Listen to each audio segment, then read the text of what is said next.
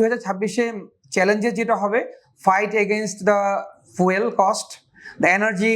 আমি যেটা বলবো সরকারকে আমাদের এই fuel service, energy management, alternative ম্যানেজমেন্টকে ইন্ডাস্ট্রিকে সাপোর্ট দিতে হবে। টেক্সটাইল ইঞ্জিনিয়ারদের ইনভলভমেন্টের মাধ্যমে, এন্টারপ্রেনারশিপ ডেভেলপমেন্টের মাধ্যমে, তাদের লার্নিংয়ের মাধ্যমে, কন্টিনিউয়াস লার্নিংটাই আমাদের ইন্ডাস্ট্রিকে হিউজ ডেভেলপমেন্ট করেছে। 2026, the industry definitely last 2 years we are passing huge challenges. আমাদের অনেক চ্যালেঞ্জের মধ্যে দিয়ে আমরা আসলে যে পরিমাণ অর্ডারের খরার ভিতর দিয়ে গত 2 বছর গিয়েছি, ইন্ডাস্ট্রি এই পর্যায়ে সার্ভাইভেলটাই একটা অন্যতম বড় চ্যালেঞ্জ ছিল। অনেক ইন্ডাস্ট্রি আমরা জেনেছি, প্রায় 300 ইন্ডাস্ট্রি গত 2 বছরে তারা ঝরে পড়েছে, বন্ধ হয়ে গিয়েছে বিভিন্ন কারণেই। বাট আলহামদুলিল্লাহ we are very much happy যে আলহামদুলিল্লাহ আমরা একটা নির্বাচিত সরকার পেয়েছি। এই নির্বাচিত সরকারের মাধ্যমে আমাদের অর্থনৈতিক উন্নতির সোপানে আমরা এগিয়ে যাব ইনশাল্লাহ। দ্য ইউরোপিয়ান ইউনিয়ন বা আদার্স নির্বাচন পরিষদে যারা ছিল তারা দেখেছে আমাদের নির্বাচন সুন্দর হয়েছে। তো আমাদের এখানকার এক্সিকিউশন যে ফাইন্যান্সটা আলহামদুলিল্লাহ এখন আমরা কোনো প্রকার ডাউটলেস আমরা শিপমেন্ট করতে পারবো। এবং আমাদের নতুন যে কোঠা আমরা ফ্রি ইউএসএ কটন দিয়ে আমরা ইউএসএ মার্কেটে যে সুযোগটা পেয়েছি, আমি মনে করি this will be the miracle and this will be the change factor. Now already the buyers will choose us, and USA markets, I think the buyers will come to us. We are happy to use the USA cotton, and based on that the quota free we will export in USA, and definitely the European markets already they are with us. And যেটা মনে করি 2026-এ challenges যেটা হবে fight against the fuel cost, the energy. আমি যেটা বলবো সরকারকে আমাদের এই fuel service, energy management, alternative ম্যানেজমেন্টকে ইন্ডাস্ট্রিকে সাপোর্ট দিতে হবে।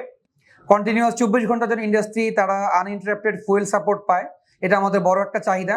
আর আমরা আমাদের ইন্ডাস্ট্রিতে মডার্ন টেকনোলজি, মডার্ন মেশিন নিয়ে আমরা যেন হাই পারফরমেন্স করতে পারি, এটা ইন্ডাস্ট্রি বড় চ্যালেঞ্জ। আর যেটা বড় চ্যালেঞ্জ আমাদের মনে করি, যেহেতু আমরা ইন্ডাস্ট্রিতে আগে থেকেই একটা কমোডিটি প্রোডাক্ট, বেসিক প্রোডাক্ট নিয়ে কাজ করতাম, তো product diversification with the synthetic products, polyester, পলিয়ামাইডকে আমরা কিভাবে আমাদের প্রোডাকশনে কোপ আপ করতে পারি, আমরা কিভাবে সিনথেটিক প্রোডাক্টস নিতে পারি, আমরা কিভাবে সিমলেস প্রোডাক্টকে নিতে পারি।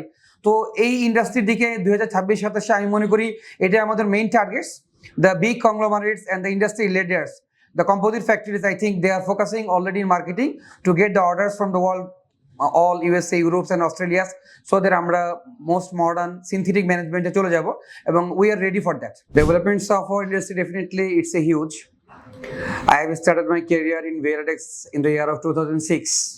সে 2006-7 সাল থেকে যাত্রা শুরু করে আছে। 2026 সালে ইন্ডাস্ট্রির হিউজ ক্রনোলজিক্যাল ডেভেলপমেন্ট আছে, প্রোডাক্ট ডাইভার্সিফিকেশনে আছে, টেকনোলজিক্যাল অ্যাডভান্সমেন্ট আছে, এফিসিয়েন্সি ইমপ্রুভমেন্টে আছে, টেকনোলজিক্যাল অ্যাডজাস্টমেন্ট, টেকনোলজিকে রিসিভ করার মেন্টালিটিতে আছে, ইনভেস্টমেন্টের মডার্নাইজেশনে আছে। তো সব দৃষ্টিকোণ থেকে আমি মনে করি আলহামদুলিল্লাহ আমাদের ইন্ডাস্ট্রি অনেক ডেভেলপমেন্ট হয়েছে। যেহেতু ইন্ডাস্ট্রি পার্সপেক্টিভে আমাদের ইন্ডাস্ট্রি এক্সপেন্সিভ হয়ে যাচ্ছে, তো ইন্ডাস্ট্রিটাকে এক্সপেন্সিভ না করে এটাকে এফিশিয়েন্ট করার জন্যই ডেভেলপমেন্টটা হয়েছে বেসিক্যালি। তো আমরা আগে এনার্জি এফিশিয়েন্ট ছিলাম না, আমরা যখন লো গ্যাস প্রাইসে কাজ করেছি, এখন আমরা এনার্জি কনসার্ন হয়েছি। প্রত্যেক প্ল্যান্টে আমরা সবাই চাই কীভাবে আমরা লো স্টিম ওয়াটার দিয়ে লো কস্ট ডাইং করতে পারি, হাই এফিসিয়েন্সিতে আমরা কীভাবে সুইং করতে পারি, কীভাবে আমরা মিনিমাম এফিসিয়েন্সি দিয়ে ম্যাক্সিমাম আউটপুট পেতে পারি। তো ইন্ডাস্ট্রিয়াল ইঞ্জিনিয়ারিংয়ের মাধ্যমে, টেক্সটাইল ইঞ্জিনিয়ারদের ইনভলভমেন্টের মাধ্যমে, এন্টারপ্রেনারশিপ ডেভেলপমেন্টের মাধ্যমে, তাদের লার্নিংয়ের মাধ্যমে, কন্টিনিউয়াস লার্নিংটাই আমাদের ইন্ডাস্ট্রিকে হিউজ ডেভেলপমেন্ট করেছে।